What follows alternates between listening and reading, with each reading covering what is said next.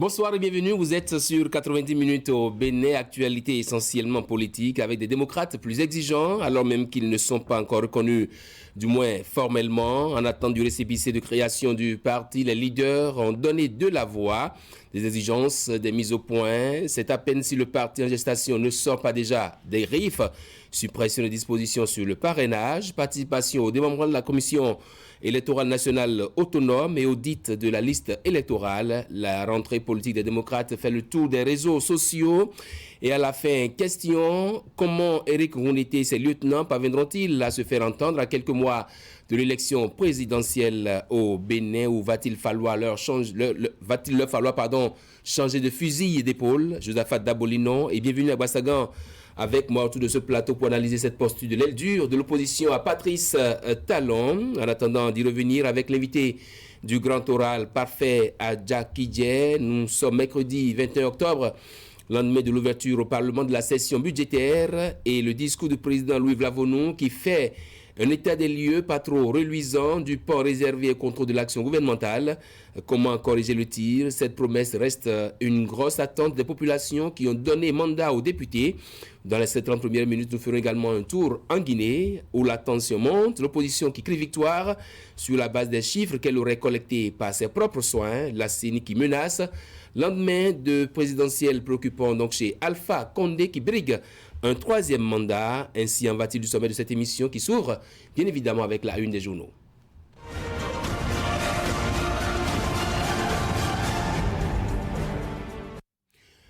On démarre par le quotidien, le matinal Covid-19 en Afrique, le Bénin dans le top 10 des pays qui échappent à la récession, la gestion du président Talon et du gouvernement récompenser le progrès. Romuald Ouadani au sujet des arriérés de salaire des travailleurs, le gouvernement tient à respecter ses engagements.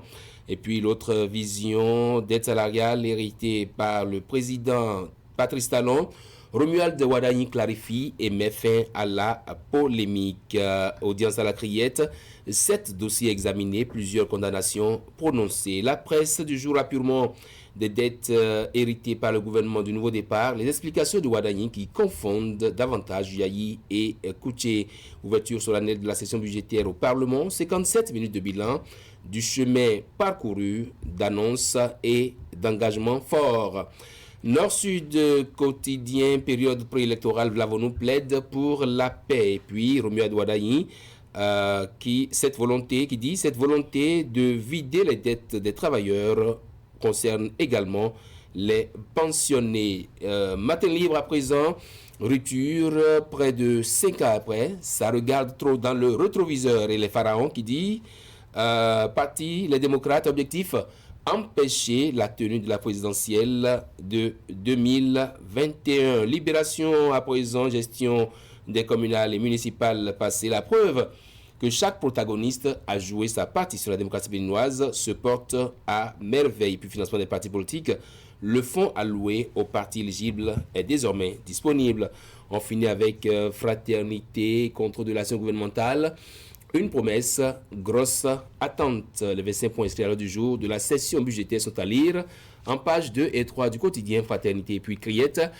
Plus d'une dizaine de personnes condamnées pour fraude et escroquerie. Tournoi UFOA, moins de 17 et moins de 20 ans. Le Bénin croise le Togo, le Niger et le Burkina. Le Bénin croise le Togo, le Niger et le Burkina Faso. Voilà donc pour ce qui est des journaux que nous avons sélectionnés pour vous. C'est parti pour le duel.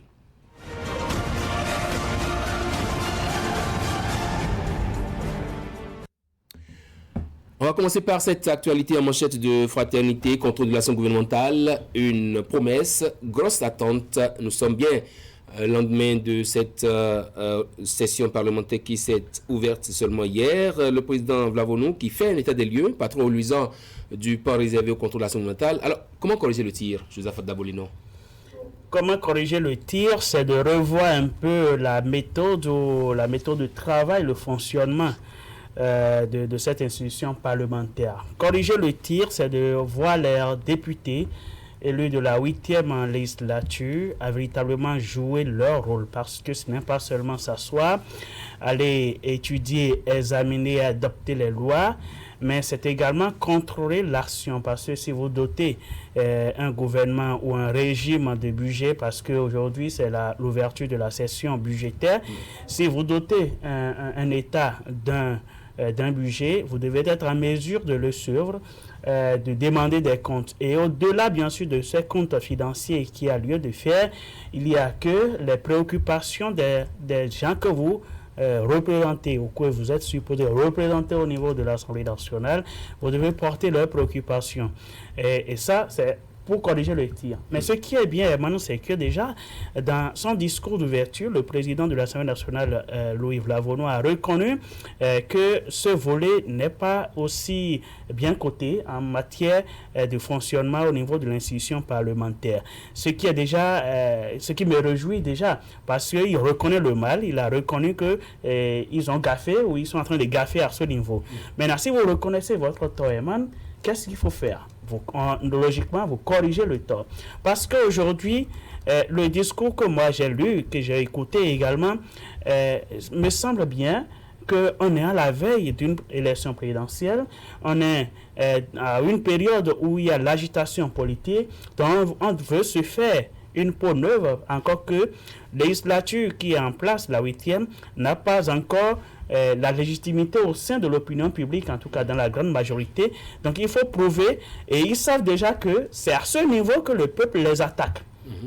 Et puisque le peuple les attaque à ce niveau, le président doit porter la voix de ses collègues pour dire oui, nous en sommes conscients et nous promettons corriger le tir. Mais corriger le tir, pourquoi? On a vu l'ouverture de la première session ordinaire de 2020, toujours avec le même président qui dit nous nous engageons à faire du contrôle de l'action gouvernementale notre cheval de bataille. Nous devons mener des actions pour que le gouvernement puisse rendre compte à la représentation nationale que nous représentons. Est-ce que nous sommes donc ça va être un vœu pieux? On va juste rester là. Dites-moi, de la première session ordinaire de l'année 2020 à la deuxième session ordinaire, sans oublier bien sûr les sessions extraordinaires que nous avons eues, est-ce que vous avez eu des questions orales hautement adressées au gouvernement? Les quelques adressées au gouvernement, le gouvernement a bien fait de ne pas répondre. Et je dis bien fait parce que aujourd'hui, qu'on le veuille ou non, le Parlement béninois est monocolore. On va venir un peu aux possibilités en fait, au Parlement de pouvoir faire cette action gouvernementale. Oui, mais tout à fait, c'est pour ça que je dis... Oui, si vous voulez, permettez d'abord que je donne la réaction de bienvenue. Voici la question. Est-ce que vous voyez un Parlement qui, oui, il a situé le contexte, nous sommes à la veille d'une élection, le Parlement qui veut se faire peauneux, qui veut un peu comme se faire bien voir par la population. Est-ce que vous partagez ce point de vue-là? En tout cas, si un Parlement, en tout cas, décide de se faire voir par la population, ce n'est qu'une bonne logique, ce que moi je pense d'ailleurs. Et si nous parlons du point sur lequel on est en train de discuter tout à l'heure, en parlant de l'action gouvernementale, et vous allez remarquer qu'il faut réellement donc faire recours à l'histoire. Parce que quand on fait recours à l'histoire, on comprend réellement que même les actions, en tout cas l'action gouvernementale, le contrôle qui s'effectuait par le passé, la plupart n'avait pas un résultat efficace et efficient. À partir de ce moment, est-ce qu'il faut foncer tout droit dans en tout cas, ces différentes actions qui n'ont pas leur utilité adéquate à cette époque-là? Et donc aujourd'hui, il faut revoir la copie. Mais il faut revoir la copie de quelle manière? Il ne faut pas poser, c'est vrai, qu'on aurait tagué en tout cas cette 8e législature d'une mandature illégitime parce que tout le monde n'avait pas participé à l'élection. D'autant puisque cette légitimité n'est vue que par le peuple, en tout cas ceux qui, parce que je ne peux pas dire la majorité du peuple, pas ceux qui considèrent cela, il faudrait dire que est-ce que les textes permettent à cette législature-là d'évoluer? Et donc si les textes permettent à cette législature d'évoluer, moi je ne vois pas cette illégitimité-là puisque la légalité doit primer sur cette illégitimité. Alors laissons de côté cette affaire-là. Mais quand on prend l'action gouvernementale, quand vous lisez bien les bilans qui ont été effectués de 2015 à 2019, vous allez moi un peu sur des questions orales avec débat sur 105, c'est 26 qui ont été examinés. Et donc, je me demande à quoi bon alors de poser des questions au gouvernement et sans que nous ne puissions pas donc éplucher le tout. Donc, il ne faut pas faire des actions, en tout cas, mener des actions gouvernementales pour seulement, donc, pour le beau yeux de la population, pour montrer, en tout cas, à la population que voilà, nous avons fait des actions là, et donc eux aussi, ils seront contents parce qu'ils ont posé telle question au gouvernement. Il faudrait qu'aujourd'hui, s'il veut revoir la copie, que les actions, en tout cas, le contrôle de l'action gouvernementale, soient des actions qui sont très efficaces et non des actions qui n'auront pas d'heureux aboutissement. Oui, Josaphat. Non, mais je suis très, très triste par cette intervention, très triste parce que, d'office, en conclusion, c'est que je vais demander à mon cher bienvenu qu'on supprime carrément l'Assemblée nationale de nos institutions. Parce que l'Assemblée nationale, au-delà de voter des lois, je l'ai dit à l'instant, c'est le contrôle de l'action du gouvernement. Donc, il est important, très important même, de passer à l'action. Mais c'est vrai que de la 7e législature, avec Maître Adrien Mbedi, il y a eu pas mal de questions, environ 130 questions, mais au final, on n'a pas eu... Mais pourquoi ? Parce qu'il y a dysfonctionnement. Dysfonctionnement non seulement au niveau de l'institution, parce qu'ils représentent le peuple, ils me représentent, ils vous représentent, ils représentent aussi tout le peuple béninois. Donc, normalement, pour un gouvernement sérieux, s'il y a des questions adressées par un représentant du peuple, un digne représentant du peuple, le gouvernement doit se dépêcher pour se présenter devant la représentation nationale pour apporter des clarifications, normalement. Mais si aujourd'hui, c'est parce que la législature précédente, on n'a pas eu gain de cause par rapport aux questions posées et que nous sommes avec la 8e législature et nous constatons déjà la même chose jusqu'à aujourd'hui, donc il faut continuer, ou du moins il faut laisser. Il ne faut pas poser de questions parce qu'il faut poser des questions. Il ne faut pas poser de questions pour contenter. Moi, je suis très gêné par rapport à des analyses du genre. Parce que l'Assemblée nationale, vous permettez, l'Assemblée nationale, il convient de le préciser, l'Assemblée nationale est là pour le contrôle de l'action gouvernementale. Et aujourd'hui, le temps, c'est pour ça que je dis, ce n'est plus seulement au niveau de l'Assemblée nationale, mais également au niveau du régime en place du gouvernement, que ce soit ce gouvernement ou le gouvernement précédent, parce que il fait allusion à la 7e législature depuis 2015. Donc de 2015 à 2016, où on peut dire peut-être que c'est la période électorale où le régime en place devrait essayer de se repositionner pour une nouvelle compétition électorale. Mais de 2016, après, bien sûr, le départ du régime de Boni Yayi, jusqu'en 2019, à la fin de la 7e législature, pourquoi le gouvernement en place, en tout cas le régime en place, n'a pas pu répondre à l'appel des députés? Justement, aujourd'hui, nous sommes avec la 8e législature. Vous avez semble-t-il interprété une de ces réponses? Je vais vous demander si c'est ce qu'il a voulu dire. Non, c'est pas ce que j'ai voulu dire. Il faudrait être précis en la matière. Ce que je suis en train de faire comprendre, je ne dis pas qu'il faut donc annihiler l'effet de l'action gouvernementale. Je ne dis pas cela. Donc, je dis que lorsqu'on veut faire le contrôle de l'action gouvernementale, qu'on ne le fait pas par complaisance. C'est ce que je suis en train de dire. Parce qu'il y a des questions, même lorsque les gens ont crié tout récemment, il y a des questions qui ont été adressées au gouvernement et que nous jugeons que ce ne sont pas utiles pour le temps que nous sommes en train de passer. Et donc, c'est ce que je suis en train de dire. Je ne refuse pas qu'il n'y ait pas le contrôle de l'action gouvernementale, mais je dis que cela soit fait avec une pédagogie bien adaptée et non avec ce qui se faisait et qu'on n'arrive pas à pouvoir les examiner. Et du moment où on se posait des questions et ne pas les examiner, ça veut dire que donc on fait cela pour nous, pour la forme. C'est ce que je refuse. Et du moment où on n'a pas cette pédagogie, c'est qu'on peut déjà abandonner. Vous savez, Herman, il y a quand même les tests qui sont clairs là-dessus. Le Parlement adresse des questions, que ce soit orales avec débat ou sans débat, ou des questions écrites avec débat ou sans débat au gouvernement, qui a l'obligation de se présenter pour répondre. Et quand un gouvernement ou un régime n'envoie pas les représentants du gouvernement devant l'Assemblée nationale, il y a des tests qui prévoient quand même les démarches à mener, les tests à appliquer pour obliger le gouvernement ou à la limite même traduire le gouvernement devant les juridictions compétentes. Mais eux, ils ne le font pas. Si vous adressez une question une première fois, deuxième fois, c'est-à-dire le gouvernement n'envoie personne pour répondre. C'est comme je vous appelle et vous ne répondez pas à l'appel. C'est comme Herman nous appelle et on ne répond pas à l'appel. Non seulement on bafoue la personnalité de Herman, c'est qu'on bafoue également la personnalité de ces milliers de téléspectateurs qui nous suivent. Donc aujourd'hui, les 83 députés, ou même les 82, puisque nous avons un qui est parti, 82 députés qui sont là. Si eux chaque député qui, pris individuellement, représente tout un peuple, adresse une question, que ce soit écrite ou orale, avec ou sans débat au gouvernement, le gouvernement a l'obligation de se présenter devant la représentation nationale pour apporter des clarifications.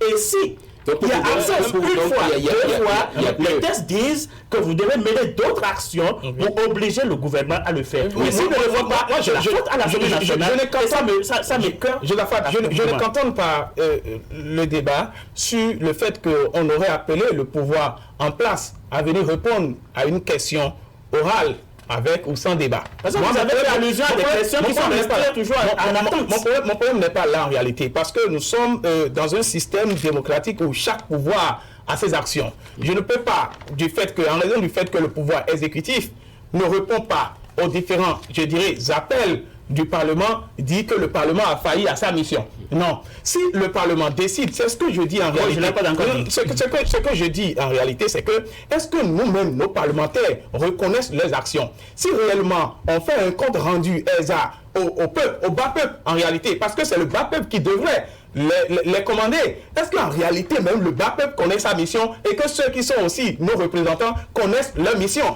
Combien de députés vont faire la reddition des comptes à leur population si ce n'est pas pour aller faire du show dans leur localité? Voilà autant de choses qui font que les actions qu'ils devraient mener en réalité pour pouvoir donc toucher le pouvoir exécutif, ils ne le font pas. Peut-être parce que... Oui, allez-y. Oui, peut-être parce qu'ils sont dans le même cas. On ne sait pas en réalité. Est-ce que pour vous, donc, le contrôle de l'Assemblée gouvernementale tel que ça a été fait jusque-là, est-ce que ça produit des effets pour le régime passé et tout? Pour vous, ça produit des effets? Je parlais de législature passée.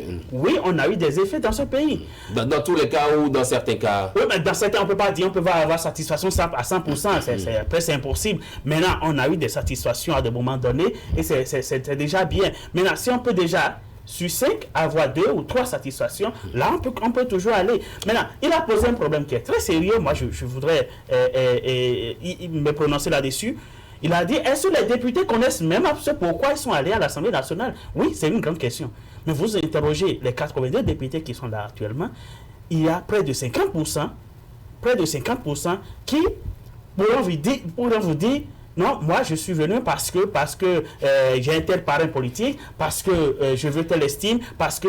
Et eux-mêmes, les tests qui régissent même l'institution parlementaire, ils peuvent la maîtriser.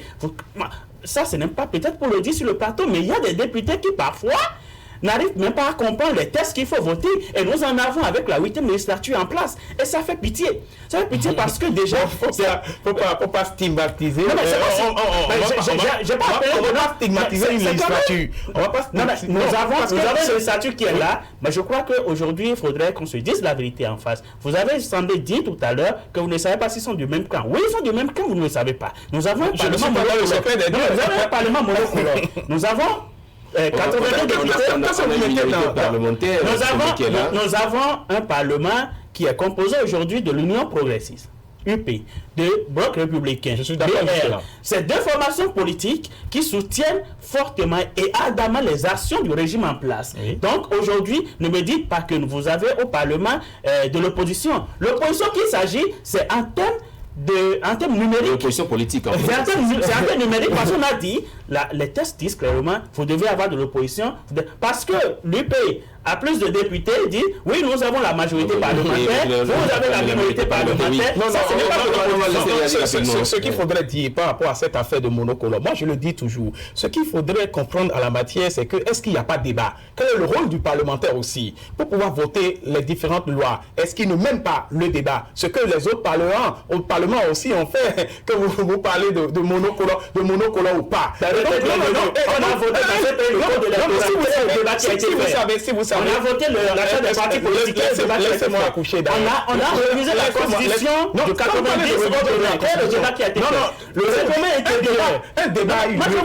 Qu'est-ce que nous mettons dans le débat en réalité? C'est que lorsque les gens l'un se racontent l'autre, c'est ça que nous appelons débat. Et donc si des échanges n'ont pas eu lieu sur des tests, en tout cas si des échanges houleux n'ont pas eu lieu sur des tests, c'est ça là que nous n'appelons pas débat. C'est ce que je suis en train de dire en réalité. Mais la révision de la constitution, si les choses, si d'ailleurs même, je vous dis, si un travail est souvent fait en amont, par rapport donc aux différents textes, je sais que au niveau du Parlement, le débat serait même moins en réalité. Si au niveau des différents cabinets, en tout cas, si un député à côté de lui a son cabinet et qui travaille avec le cabinet, je suis sûr qu'en majorité, il n'aura même pas tellement de débat sur une loi, parce que juridiquement, ils auraient déjà travaillé.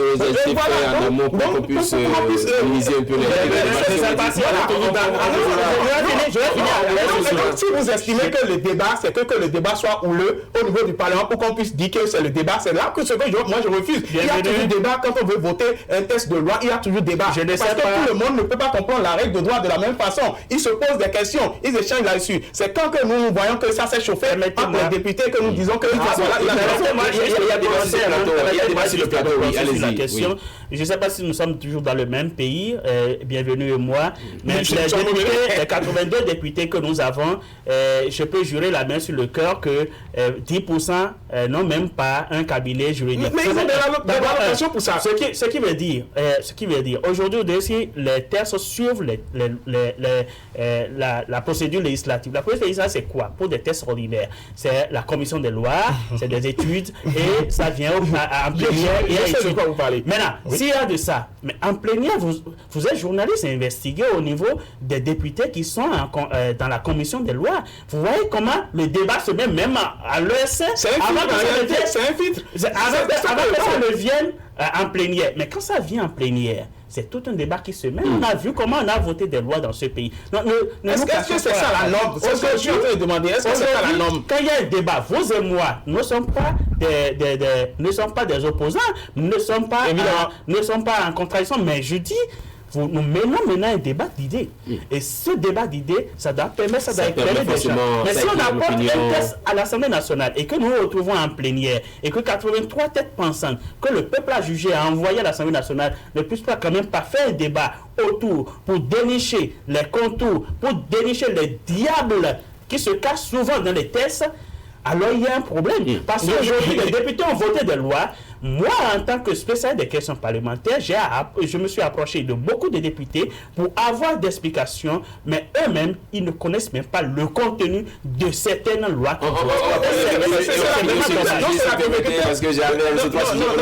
C'est la difficulté que je suis en train de soulever aujourd'hui. S'ils avaient eux-mêmes leur cabinet, c'est-à-dire ils devraient déjà avoir la compréhension du texte avant de se retrouver à la plénière. Si nous voyons à la plénière et que les députés veulent se donner des coups de poing sur des sujets donnés, c'est parce qu'il n'y a pas un filtre au départ. C'est-à-dire qu'il faut nécessairement aujourd'hui qu'on pense à filtrer les textes de loi avant que cela n'arrive au Parlement et que le débat aura toujours lieu, mais que cela ne soit pas très houleux et qu'on observe des spectacles que nous avons l'habitude dans ces spectacles désagréables que nous avons l'habitude à la poste. Non, ce n'est pas que ça passe comme on va passer au deuxième sujet, les démocrates qui sont exigeants, je l'ai dit à l'entame de cette émission, alors qu'ils n'ont même pas encore le récépissé. Comment voyez-vous cette posture de l'opposition, Josaphat?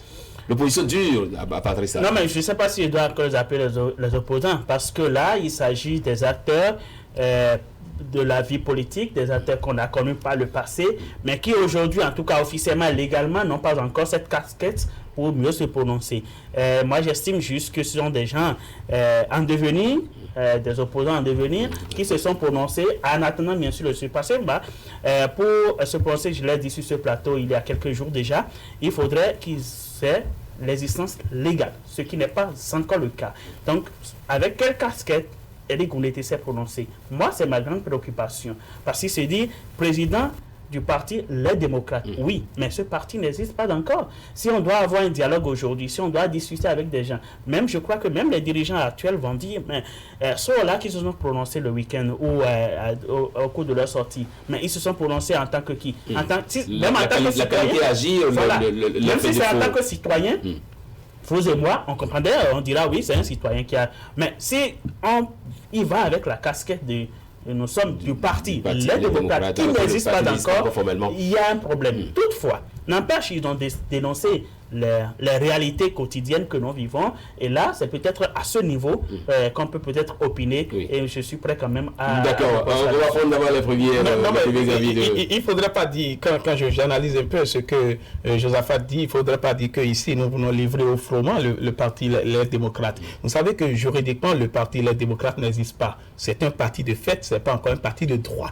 À partir de ce moment, donc quand on parle de l'identité sur laquelle ils sont en train donc d'annoncer ces différentes exigences-là, moi, c'est la grande question qu'on se pose en réalité. Mais ce qu'il faudrait dire par rapport à ce parti politique-là, quand vous voyez les différentes actions de ce parti politique, quand vous voyez la fonction idéologique de ce parti politique, c'est fait partie Patrice Talon. C'est ce qui m'inquiète d'ailleurs même. C'est-à-dire que quand on dit, c'est-à-dire qu'un parti politique, ce sont des fonctions, j'aime toujours, souvent, j'ai l'habitude de le rappeler. Et donc, la fonction idéologique de l'aide démocrate, c'est que Patrice Talon parte. Or, ce parti-là, qui est un parti dont le nom est évocateur, devrait donc travailler pour une action pérenne. Donc, ce que je ne vois pas d'ores et déjà, même si le parti n'a pas encore le récépissé provisoire, quand le parti aujourd'hui, on lance des actions, on dit que lorsque les aboiements, en tout cas, lorsque le pouvoir en place serait donc sous ou aveugle par rapport à les aboiements, le peuple souverain va prendre ses responsabilités. C'est la question que je me pose. Qu'est-ce qu'ils sont en train de préparer en disant que le peuple souverain prendra ses responsabilités? C'est comme si j'ai l'intention, ce que je voudrais dire aujourd'hui à tous les politiciens, je le dis, il faudrait que toutes les actions qui seront posées aient pour finalité la paix, en réalité. Parce que quand vous voyez des propos venus sur la place publique, je me dis, tiens, attention, il faudrait que nous nous préparions ou quoi. Et donc, il faut faire beaucoup attention, parce que la période là est très sensible, il faut le préciser, et que chaque politicien, que vous soyez du camp de la mouvance, que vous soyez du camp de l'opposition, il faut travailler à préserver la paix. Un peu comme l'a dit le président Louis Lavonu hier à l'ouverture de la saison budgétaire. Oui, Josaphat. Non, préserver la paix, je crois que c'est l'intérêt de tout le peuple. Pour ceux-là qui ne sont peut-être pas des initiés, cette période où ces sorties, ces agitations, ces aboiements pourront quand même étonner. Pour ceux-là qui maîtrisent déjà la charte politique du pays, ils savent déjà qu'en période électorale, à la veille comme ça, il y a toujours des agitations, il y a toujours des sorties. On est déjà habitué à des sorties du genre. On ne sait jamais quand va marcher. Maintenant, le souci, c'est qu'ils ont dénoncé des choses. C'est vrai que de fait, les démocrates considèrent déjà un parti, parce que les tests sur la charte des partis politiques dit, après 2 mois, s'il n'y a pas délivrance de récépissé, c'est que de fait, vous êtes parti politique et vous attendez 1 mois ou 30 jours, quelque chose, pour aller au niveau du journal officiel pour vous enregistrer. Donc, je crois que si même... Dans le cas présent, il y a eu observation. Et donc, ils ont apporté des corrections. C'est aussi l'autre point de la charte. C'est ça ce qui est un peu gênant, parce qu'on a attendu la fin du 2e mois pour dire, OK, venez, vous avez des observations. On a recueilli des observations alors que les tests disent clairement, après observation, c'est que vous accompagnez les acteurs. C'est-à-dire, le ministère de l'Intérieur doit être dans la démarche d'accompagnement de ces acteurs pour la formation de leur parti politique, ce qui visiblement n'est pas le cas avec les démocrates. Mais ce qui est bien, c'est qu'ils ont dénoncé certaines choses. Et par exemple, ils ont parlé, je ne parlais pas comme bienvenu, il faut la fonction politique, idéologique, c'est de chasser quelqu'un qui est là. Et pour des gens qui veulent être des opposants, qui veulent incarner l'opposition au vrai sens du thème, c'est que c'est normal que celui qui est là, il ne partage pas les mêmes idéologies, il ne partage pas les mêmes visions, donc il faudrait dégager la personne, ça c'est clair, donc il ne faut pas les en vouloir pour ça. Et ce qui est bien, c'est que ils se sont prononcés sur le parrainage. Et moi, je trouve qu'en l'état, il sera presque impossible de changer cette donne, de changer cette partie pour dire nous supprimons le parrainage. C'est vrai que peut-être à partir de 2026 ou à partir des élections à venir, on pourrait quand même aller au-delà pour dire nous supprimons ou nous changeons la forme du parrainage au Bénin. Mais en l'état, il est presque impossible. Mais puisqu'ils incarnent déjà l'opposition comme ils le souhaitent, donc ils ont fait des exigences.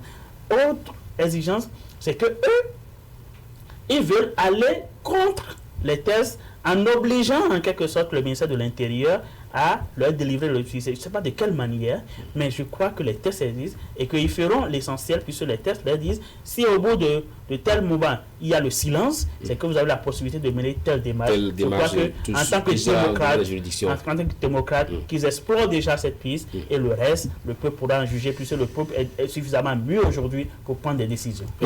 C'est en cela même, je salue leur démarche en allant voir le PCC, le président de la Cour constitutionnelle. Vous savez que si on a cette stratégie-là, on a cette méthodologie à mener les actions, à effectuer des lobbying sur des questions qui sont des questions urgentes à traiter, c'est-à-dire à partir de ce moment-là, on pourrait se comprendre. On n'a pas besoin d'utiliser, en tout cas, d'aller dans les diatribes, d'aller dans les critiques très acerbes avant de pouvoir donc se faire comprendre. On peut échanger, on peut dialoguer en touchant les institutions indispensables de cette République-là qui pourraient donc régler les différentes situations. Aujourd'hui, ils demandent à ce qu'on saute le verrou du parrainage. C'est vrai que le parrainage, le contexte dans lequel cela est venu, pourrait donc paraître exclusif. Donc, il faudrait analyser, voir le pas. Vous savez, le tout dépend de la volonté politique. Si ceux qui sont au pouvoir aujourd'hui décident qu'avec ceux qui sont de l'autre côté, nous allons échanger ensemble pour pouvoir nous comprendre, ça se fera. Il faudrait qu'ils aient bien la casquette du parti. Ils sont en train de mener les démarches. Ils le seront. On va pas dire qu'ils ne seront pas parti politique. Mais je vais revenir sur la fonction idéologique dont je parlais. La fonction idéologique ne s'arrête pas dans le temps. La fonction idéologique, ça parcourt des années. Mais quand vous voyez la fonction idéologique des différents partis politiques en République du Bénin, comme je prenne même l'UPB, je me demande, est-ce qu'au départ de Patrice Talon, il n'aura pas l'effritement, bien l'éclatement de ce parti politique-là? La même chose, c'est que nous avons trouvé les démocrates après, en tout cas, après avoir pris le pouvoir, si cela arriverait, est-ce qu'ils vont encore tenir dans la fonction idéologique? Je ne veux pas faire ce débat maintenant, un message adressé au ministère de l'Intérieur. Nous avons vu dans ce pays des partis politiques qui ont eu leur récépissé en mode date et rapidement. Les partis ou le parti, les démocrates, fait déjà les démarches nécessaires. S'il y a quelque chose qui cloche, je crois que les tests disent accompagner les acteurs à avoir leur récépissé. Donc le ministère de l'Intérieur, s'il y a quelque chose qui cloche, il ne va pas besoin de tintamarre, n'a pas besoin de fanfaronner avant que le ministère, les cadres du ministère ne décident pour délivrer un récépissé. Et d'accompagner surtout ce parti à gestation. Et les accompagner parce que les tests le disent clairement qu'il faut le rôle d'accompagnement et non de bloquer. Ils le feront d'ailleurs. On sait que toutes ces doléances ne sont pas tombées dans les oreilles de sourds. Non, c'est pas que je les représente en tout cas, parce que c'est un appel que nous lançons depuis ce plateau pour qu'ils puissent donc accorder le récépissé à ce parti-là pour que nous puissions avoir l'équilibre sur le terrain. Merci à vous, Joseph Dabolino, merci d'être passé. Merci également à vous, bienvenue à Ambassadeur. Pour le duel, là, on va laisser des places au journal télévisé.